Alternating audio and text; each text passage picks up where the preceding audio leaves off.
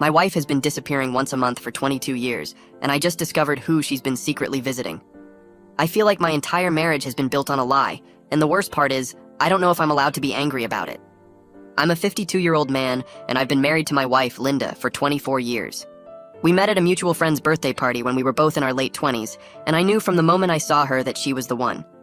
She was quiet, a little guarded, but there was something about her that made me want to know everything. It took me 6 months to get her to agree to a date. She told me early on that she had a complicated past and that she wasn't ready to talk about it. I didn't push her.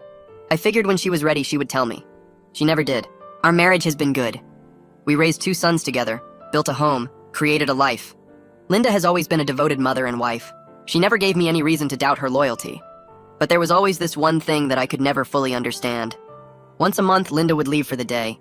She told me it was to visit an old friend from college who was sick and lived a couple hours away. She said this friend didn't like visitors and preferred to keep her illness private, so Linda never invited me to come along. I accepted it because I trusted her. For 22 years, I never questioned it. Not once. Last month, Linda was in the shower when her phone buzzed on the kitchen counter. I wasn't trying to snoop, but the message preview caught my eye. It said, "Mom, can't wait to see you Saturday. Lily is so excited to show you her drawing." My heart stopped. Mom. I stood there staring at the screen trying to make sense of what I just read. Linda and I have 2 sons. We don't have a daughter. We don't have a grandchild named Lily. When Linda came downstairs, I asked her about it calmly. I watched her face go pale. She sat down at the kitchen table and started crying before she even said a word. Then she told me everything. Before Linda met me, when she was only 19 years old, she got pregnant by a boyfriend who left her the moment he found out. She was alone, scared, and her parents told her she had brought shame on the family. They pressured her into giving the baby up for adoption. She had a daughter, a little girl she held for 2 hours before they took her away. Linda said she never recovered from it. She said she thought about that baby every single day for years, wondering where she was, if she was happy, if she was loved. When our oldest son was born, Linda said holding him brought back all the grief she thought she had buried. A few years into our marriage, Linda hired someone to find her daughter. The girl was 6 years old at the time, living with a loving family in another state. Linda didn't want to disrupt her life, so she kept her distance. But when her daughter turned 18, she reached out. She wanted to know her birth mother. That was 22 years ago. For over 2 decades, Linda has been visiting her daughter once a month. She watched her graduate high school. She was there when she got married. She was in the waiting room when Lily, her granddaughter, was born. She has an entire relationship with a child I never knew existed. I sat there listening to my wife describe this whole other life she had been living parallel to ours. A life full of birthdays and holidays and milestones that I was never a part of. She told me she wanted to tell me so many times but was terrified I would leave her. She said she was ashamed of the secret and didn't know how to bring it up after so many years had passed. She said she loved me and never meant to hurt me. I believe her, but I also feel like I'm mourning a version of my wife that never existed. The woman I thought I knew completely had an entire chapter of her life hidden from me. She has a daughter. I have a stepdaughter I've never met. My sons have a half-sister they know nothing about. And for 22 years, every time she walked out that door to visit her sick friend, she was going to see the child she gave away. I haven't told her what I've decided yet. I don't even know what I've decided. But she's been asking me every day if we're going to be okay. And honestly, I don't know how to answer her. I moved my clothes into the guest room that first night and barely slept. Every time I closed my eyes, I saw Linda walking out the door with her purse over her shoulder, telling me she'd be back by dinner. I counted backward through the years, trying to remember specific trips. The time she left on Tom's birthday weekend because her friend was having a bad day. The time she missed Jake's soccer championship because her friend needed her. All those moments I thought showed Linda's loyalty to an old friendship were actually her choosing her secret daughter over our family. I lay there in the dark, going through every monthly absence like flipping through a photo album, except now every picture had been ruined. On the second day, I went to work but couldn't focus. My coworkers asked if I was feeling okay and I told them I had a stomach bug. That felt easier than explaining my wife had been living a double life for 2 decades. I came home early and found Linda in the kitchen making dinner like nothing had changed. She looked at me with these hopeful eyes, like maybe I'd slept on it and decided everything was fine. I walked past her without saying anything and went back to the guest room. The third night, Linda knocked on the door around midnight. I pretended to be asleep, but I could hear her crying on the other side of the door. Part of me wanted to open it, to hold her and tell her we'd figure this out. The other part wanted to pack a bag and leave. I stayed in bed staring at the ceiling, listening to her footsteps fade down the hallway. On the 4th morning, I found Linda sitting at the kitchen table with her hands wrapped around a coffee mug. She looked like she hadn't slept either. I poured myself coffee and sat down across from her. I needed to understand how she actually pulled this off for 22 years without me noticing. She started talking quietly, explaining that she hired a private investigator 6 years into our marriage. She found out Melissa was living in a suburb about 2 hours north with her adoptive parents. Linda said she drove up there once, parked across the street from their house, and watched a 6-year-old girl play in the front yard. She didn't approach them or introduce herself. She just sat there watching her daughter live a life that didn't include her. When Melissa turned 18, Linda sent her a letter through the adoption agency. She said she waited 3 months for a response, checking the mailbox every single day. When Melissa finally wrote back, she said she wanted to meet her birth mother. Linda told me about their first meeting at a coffee shop, how Melissa looked so much like her that other customers probably thought they were sisters. She described the careful planning that went into every visit, how she scheduled them around my work trips or weekends when I had golf tournaments. She said Melissa's adoptive parents knew about the visits and supported them, which somehow made me feel even worse. Linda pulled out her phone and opened a photo album I'd never seen before. She turned the screen toward me, and I saw a young woman who could have been Linda at 25. Same dark hair, same green eyes, same small smile. Linda scrolled through pictures, and I watched Melissa's life unfold in images. Birthday parties with candles and cake, graduation photos in a blue cap and gown, wedding pictures where Linda stood off to the side, not in the family grouping, but close enough to be included. Then photos of a tiny baby in a hospital blanket, and Linda told me that was Lily, born 3 years ago. I stared at a picture of Linda holding her granddaughter, and the joy on her face was something I'd never seen before. Not when our sons were born, not on our wedding day. This was different, like she'd been carrying a weight for decades and finally got to put it down. I realized my wife had been living 2 completely separate lives, and the one with me had always been missing something. The one with Melissa filled that empty space, and I was just now finding out it existed. I called Morris that afternoon because I couldn't talk to Linda anymore without wanting to scream or cry or both. He showed up at 7 with a 6-pack of beer and sat with me in the garage. I told him everything while we drank, and he listened without interrupting. When I finished, he asked me a question I'd been avoiding since Linda's confession. He wanted to know if I was trying to save my marriage or if I was looking for someone to tell me it was okay to leave. I didn't have an answer. Morris leaned back in his chair and said that Linda hadn't cheated on me, hadn't stolen money, hadn't done anything except love a child she'd been forced to give away when she was 19. He said the secret was wrong, but the love wasn't. I told him I didn't want to hear that right now, that I needed him to be on my side. He said he was on my side, which was why he was telling me the truth instead of what I wanted to hear. Morris kept talking, and his words made me angry in a way I couldn't explain. He pointed out that Linda had carried this alone for our entire marriage, that she'd been terrified of losing me if I knew the truth. He asked me what I would have done if she'd told me about Melissa on our 3rd date, or after our 1st anniversary, or when Tom was born. Would I have understood, or would I have seen her as damaged, as someone keeping secrets? I wanted to say I would have been supportive, but I honestly didn't know. Morris said that maybe my hurt wasn't the only thing that mattered here, that Linda had been hurting for 40 years over a baby she held for 2 hours. His words planted something in my mind that I didn't want there, the idea that I might not be the victim in this situation. Or at least not the only victim. I finished my beer and told Morris I needed to be alone. He left, and I sat in the garage until after midnight, thinking about everything he'd said and hating that he was probably right. Linda came to me 2 days later while I was reading in the living room. She stood in the doorway looking nervous, and then she asked if she should cancel her next visit to Melissa. It was scheduled for Saturday, 5 days away. I looked at her and realized she was asking for permission, like I had any right to tell her she couldn't see her own daughter. I told her to go because I needed space anyway, and she nodded and left the room. After she walked away, I felt sick. I'd just given permission for the lie to continue, for her to keep living this double life. Except it wasn't a lie anymore because I knew about it now. But it still felt like deception, like I was agreeing to be the husband who stayed home while his wife visited the family he wasn't part of. I spent the next 5 days dreading Saturday, knowing that when she left, I'd be sitting in our house imagining what she was doing with them. Saturday morning came and Linda left at 8. She kissed my cheek before she walked out, something she used to do every time she left for her monthly visit. Now I knew she'd been kissing me goodbye before going to see Melissa. I sat on the couch after she left and tried to read, but I couldn't focus. I kept picturing Linda walking into Melissa's house, hugging her daughter, playing with Lily. I imagined Lily calling her grandma, the same way our son's future kids would someday. Except Lily got there first and Linda had been her grandmother for 3 years without me knowing. The jealousy surprised me because I didn't expect to feel territorial about a title. But I did. I was jealous of Melissa for having Linda's attention one day every month. I was jealous of the relationship they'd built while I thought my wife was visiting a sick friend. I was even jealous of a 6-year-old girl who got to know her grandmother when my sons didn't even know they had a half-sister. The feelings made me ashamed, but I couldn't shake them. Linda came home around 7 that evening. She walked in with this careful expression, like she was waiting to see if I'd be angry or cold or silent. She set her purse on the counter and told me she'd told Melissa everything. She said Melissa knew now that I hadn't known about her, that Linda had kept her a secret for 22 years. I felt my stomach drop because this abstract situation had suddenly become real. It wasn't just Linda's secret daughter anymore. It was a real person who knew about me, who knew her mother had hidden her existence from her husband. Linda said Melissa wanted to meet me. She wanted to know her mother's husband, to understand the family Linda had built after giving her up.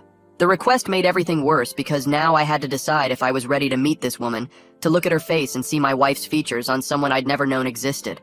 I told Linda I needed time to think about it, and she nodded and went upstairs. I stayed in the kitchen, feeling like my life was spinning out of control. I decided to tell Tom first because he'd always been the more emotionally mature one, even as a kid. He came home from college for the weekend, and I asked him to sit down in the living room. I told him his mother had something she needed to explain, but I wanted to tell him first so he'd understand. Then I explained everything, watching his face change as the words sank in. He went through shock first, his eyes getting wide when I said his mother had another daughter. Then confusion, asking questions about how this was possible and why Mom never told us. Finally, something that looked like sympathy settled on his face. He asked if Mom was okay, and that question made me realize he was worried about her, not angry. He wanted to know if she was handling this, if she needed support. I'd expected him to be mad at Linda for lying, but instead he seemed concerned about how hard this must have been for her. His reaction made me feel like maybe I was the one being unreasonable. Jake's reaction was completely different. He came home the next day, and when I told him, he exploded. He asked why Mom had lied his entire life, whether anything else about our family was fake, if we even knew who she really was. His anger gave me permission to feel mine again, to stop trying to be understanding and just be hurt. Linda came downstairs while Jake was yelling and she tried to explain, but he didn't want to hear it. He said she'd had 22 years to tell the truth and chose not to, that she'd picked her secret daughter over being honest with her real family. Linda started crying at the kitchen table, and Tom tried to calm Jake down, but Jake just kept going.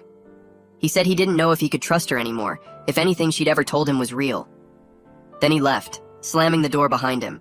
Linda sat there crying while Tom rubbed her back, and I stood in the doorway watching both our sons process this bomb she'd dropped into our lives, not knowing what to do or say to make any of it better. I spent the next few days in a fog, going through the motions at work while my mind kept replaying Jake's words about not knowing if he could trust Linda anymore. Tom called me twice to check in, asking if I was okay, if Mom was okay, if we were all going to be okay. I didn't have answers for him. Linda moved through the house like she was walking on glass, careful not to make too much noise, not to take up too much space. She cooked dinner every night even though none of us had much appetite. She did laundry, paid bills, kept the house running like nothing had changed, but her eyes were red every morning and I knew she wasn't sleeping. My phone rang on Thursday afternoon while I was sitting in my car during lunch break. Cecilia's name appeared on the screen. I almost didn't answer because I wasn't ready to talk to anyone, but something made me pick up. She asked if I wanted to meet for coffee, just the two of us, and her voice had this gentle quality that made it hard to say no. We met at a small place near her house, one of those quiet cafes with mismatched furniture and local art on the walls. Cecilia was already there when I arrived, sitting at a corner table with 2 cups in front of her. She'd ordered for both of us, remembered that I took my coffee black.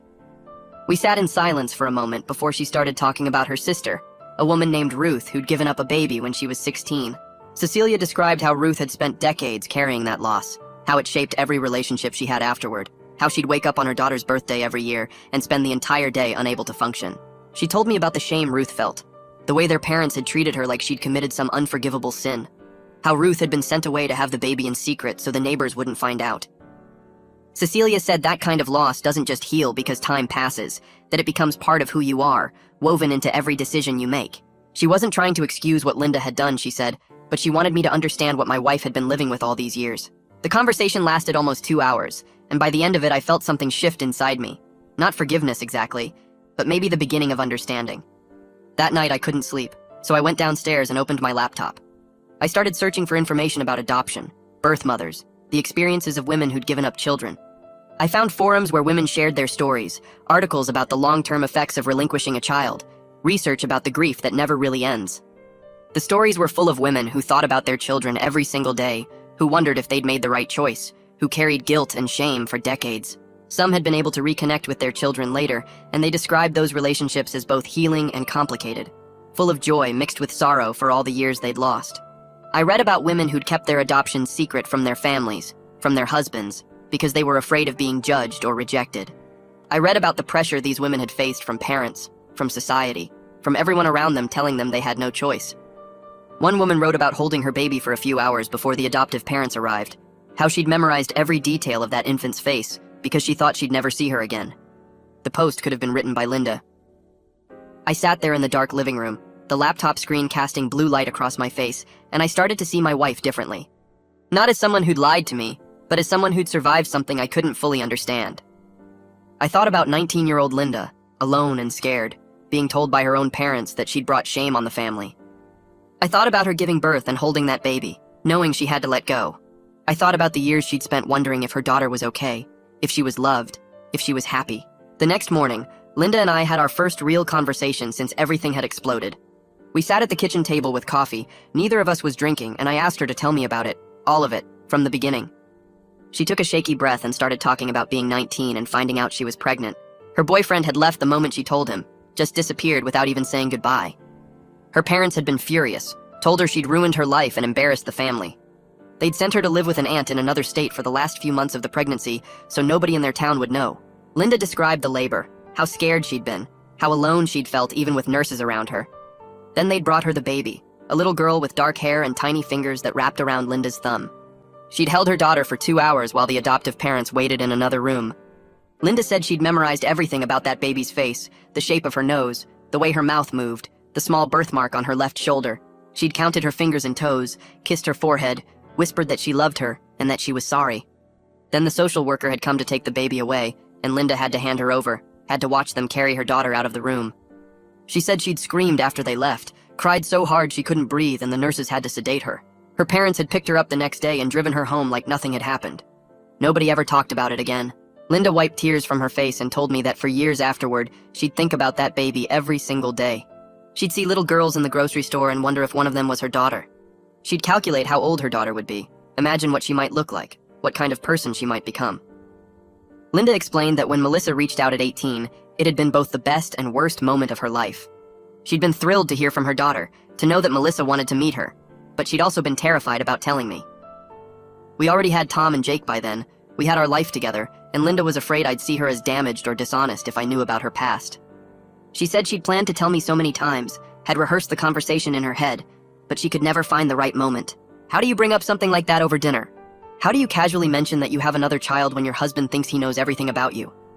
The longer she waited, the harder it became, until the secret felt too big to ever confess. She said she'd been living in constant fear for 22 years, afraid that I'd find out somehow, that I'd leave her when I learned the truth.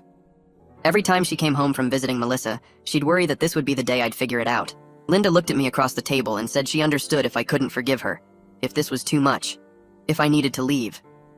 She said she'd spent our entire marriage knowing she didn't deserve me, knowing that she was lying by not telling me about Melissa, but she'd been too scared to risk losing what we had. I sat there listening to her, and something clicked into place in my mind. Linda had been carrying this alone for our entire marriage. Every happy moment we'd shared, every milestone with our sons, every quiet evening on the couch, all of it had been shadowed by her fear of losing me if I knew the truth. She'd watched Tom and Jake grow up while thinking about the daughter she'd given away. She'd celebrated birthdays and holidays while carrying grief for the child she couldn't acknowledge. The weight of that kind of secret, the constant fear of discovery, the shame she'd internalized from her parents, all of it had been with her every single day for decades. I understood now why she couldn't just casually mention it over dinner one night. This wasn't like forgetting to tell me about a college boyfriend or a job she'd had before we met. This was a fundamental part of who she was, wrapped up in trauma and shame and fear. The secret had become so big, so heavy, that there was no easy way to confess it. I looked at my wife, really looked at her, and saw the toll this had taken. The lines around her eyes, the way she carried herself like she was always bracing for something bad to happen, the careful way she moved through our life together. She'd been living in fear for 24 years and I'd never noticed. Morris called me that weekend and suggested couples counseling. I told him I didn't think it would help, that this wasn't something a therapist could fix, but he pushed back. He said Linda and I needed a neutral space to work through this, someone who could help us communicate without it turning into a fight. I was resistant to the idea because it felt like admitting our marriage was broken, but when I mentioned it to Linda, she agreed immediately. She said she'd go to counseling, she'd do whatever I needed, she'd answer any question I had. Her willingness, the almost desperate way she agreed, made me realize she was fighting for us in a way I hadn't fully recognized. We found someone named Joyce Wheeler who had good reviews and could see us quickly. The first session was awkward, both of us sitting on opposite ends of a couch in Joyce's small office, not sure where to start. Joyce asked us to explain what had brought us in, and Linda told the whole story while I sat there listening to her describe our marriage from her perspective. Joyce didn't judge or take sides. She just listened and asked questions that made us both think about things differently. By the end of that first hour, I felt like maybe we could actually talk about this without it exploding into anger and tears. Having a neutral space to voice everything, to say the things we'd been holding back, made the conversations less intense. We went back to Joyce the following week, and then again the week after that. In our third session, Joyce asked me what I was afraid of if I met Melissa. I'd been avoiding thinking about that question, but sitting there in her office with Linda next to me, I finally admitted it. I was scared of seeing how much Linda loved her. I was afraid that when I met Melissa, I'd see something in Linda's face that I'd never seen before. Some kind of love or connection that she'd never had with our sons. Joyce leaned forward and said something that stuck with me. She said love isn't finite, that Linda loving Melissa doesn't mean she loves me or Tom or Jake any less. Love doesn't work like a pie where each person gets a smaller slice when someone new is added. Linda can love all of us completely without any of that love being diminished. The idea seemed obvious once Joyce said it out loud, but I'd been operating under the assumption that Linda's love for Melissa somehow took something away from us. I'd been jealous of a woman I'd never met because I thought she was taking something that belonged to me and our sons. After that session, I told Linda I'd meet Melissa, but I needed it to be just the three of us first. No Lily, no Arnold, no extended family. I couldn't handle performing for an audience, pretending everything was fine when I was still processing all of this. Linda looked both relieved and scared when I said it, and I realized this meeting was just as hard for her as it was for me. She'd kept these two parts of her life separate for so long that bringing them together felt dangerous. What if Melissa and I didn't get along? What if seeing us together made Linda's fear of losing one of us feel more real? I could see all of that playing out on her face, but she nodded and said she'd arrange it. She'd talk to Melissa and we'd find a time that worked for everyone. Tom came home the following weekend and asked if we could talk. He said he'd been thinking about everything, about Mom's secret and Melissa and all of it. Then he told me he wanted to meet his half-sister eventually. Jake had said the same thing in a text message the day before, though his message had been shorter and less emotional. Tom seemed genuinely curious about this whole other person who shared his DNA, asking questions about what Melissa was like, what she did for work, whether she looked like Mom. His acceptance of the situation made me feel like I was the one being stubborn, the only person in our family who couldn't move forward. Our sons had processed this bomb and decided they wanted to know their half-sister, while I was still struggling with the basic idea of meeting her. Their willingness to embrace this new reality made me feel both proud of them and ashamed of myself for taking so long to get to this point. The meeting happened 2 weeks later at a quiet restaurant halfway between our homes. Linda had picked the place carefully, somewhere neutral where none of us would feel like we had home advantage. I was nervous the entire drive there, my hands tight on the steering wheel while Linda sat in the passenger seat giving me worried glances. We arrived first and got a table in the back corner, away from other diners. Then Melissa walked in, and I felt my breath catch because she looked so much like Linda. Same dark hair, same eyes, same way of holding her shoulders slightly hunched like she was protecting herself from something. She was nervous. I could tell by the way she kept fidgeting with her purse strap as she walked toward our table. Linda stood up and hugged her, and I watched them embrace, saw the easy affection between them that came from 22 years of monthly visits. Then Melissa turned to me and held out her hand. She thanked me for being willing to meet her, said she knew this must be hard, that she appreciated me giving her a chance. Her words made me feel guilty because she was thanking me for something I should have done weeks ago, for being willing to meet someone who was part of my wife's life, and therefore part of mine. We sat down at the table and I ordered coffee just to have something to do with my hands. Melissa ordered tea and Linda got water, and we all stared at the menus like they contained answers to questions none of us knew how to ask. The server came by and took our orders and left, and then it was just the three of us sitting in this uncomfortable silence that felt heavy. Melissa spoke first, asking me about my work and where I grew up. Basic getting-to-know-you questions that felt strange given the situation. I answered because what else was I supposed to do, telling her about the engineering firm where I'd worked for 20 years and about growing up in Ohio. She told me she worked as a teacher, 3rd grade, and that she loved kids even though they drove her crazy sometimes. She talked about her adoptive parents, how they raised her in a small town and gave her piano lessons and took her camping every summer. She said they were good people who loved her completely and never made her feel like she was anything other than their daughter. But she also said there was always this empty space inside her, this wondering about where she came from and who her birth mother was. When Linda reached out after Melissa turned 18, it filled something that had been missing her whole life. Melissa looked at Linda when she said this, and I saw the way my wife's eyes got wet. Melissa said she understood why Linda gave her up, that she didn't blame her for making an impossible choice when she was just a kid herself. She said meeting Linda had given her answers to questions she'd carried around since she was old enough to understand adoption. The way she talked about it made me realize this wasn't just some side relationship for Linda, it was healing something broken inside both of them. I sat there listening to Melissa describe what it meant to finally know her birth mother, and I started to understand why Linda couldn't walk away from this. It wasn't about choosing Melissa over me or our sons, it was about fixing something that got shattered when she was 19 years old. We ate lunch and talked about safer things, like Lily's kindergarten class and Arnold's job in IT and the house they bought last year. Melissa showed me pictures on her phone of Lily at her dance recital, and I could see Linda in the little girl's face. After we paid the bill and walked out to the parking lot, Melissa hugged Linda and then turned to me. She thanked me again for meeting her and said she hoped we could do this again sometime, that she wanted to know the man her mother married. I nodded because I didn't trust my voice, and then Linda and I got in the car. We drove in silence for the first 20 minutes, neither of us knowing what to say. Linda kept glancing at me like she was trying to read my face, trying to figure out if this meeting had made things better or worse. Finally, I said that Melissa seemed like a good person, that I could see why Linda wanted to be part of her life. Linda's hands started shaking on the steering wheel, and tears ran down her face. She pulled over into a gas station parking lot and just sat there crying, these big gulping sobs that shook her whole body. I reached over and put my hand on her shoulder, and she grabbed it with both of hers, holding on like I might disappear if she let go. She said she was sorry over and over, that she never meant to hurt me, that she loved me and our boys more than anything. I believed her because I could hear it in her voice, could feel it in the way she held my hand. We sat there in that parking lot for 15 minutes while she cried, and I tried to figure out what I was feeling. It wasn't anger anymore, or at least not the same kind of anger I'd felt when I first found out. It was something more complicated, this mix of hurt and understanding that didn't cancel each other out, but existed together. When Linda calmed down enough to drive, we went home and I told her we needed to go back to Joyce's office, that we needed help figuring out how to move forward from here. Joyce met with us 3 days later and asked us both what we wanted our marriage to look like going forward. Linda said she wanted to stop hiding, that she wanted to share her relationship with Melissa, instead of keeping it secret. She said she'd tell me before every visit, show me pictures if I wanted to see them, include me in that part of her life if I was willing. I said I needed regular check-ins about how we were both feeling, that I couldn't handle another 22 years of secrets, even small ones. Joyce helped us create an actual plan, writing down things like honesty and communication, and acknowledging that rebuilding trust takes time. Linda agreed to be completely open about her visits with Melissa, and I agreed to stop punishing her for being afraid all those years ago. Joyce said we were both going to have bad days, days where the hurt felt fresh again, or where Linda's guilt overwhelmed her. She said that was normal and didn't mean we were failing, it just meant we were doing hard work. We left that session with a piece of paper that had our plan written on it, and Linda folded it carefully and put it in her purse like it was something precious. 3 months passed and things got slowly better between us.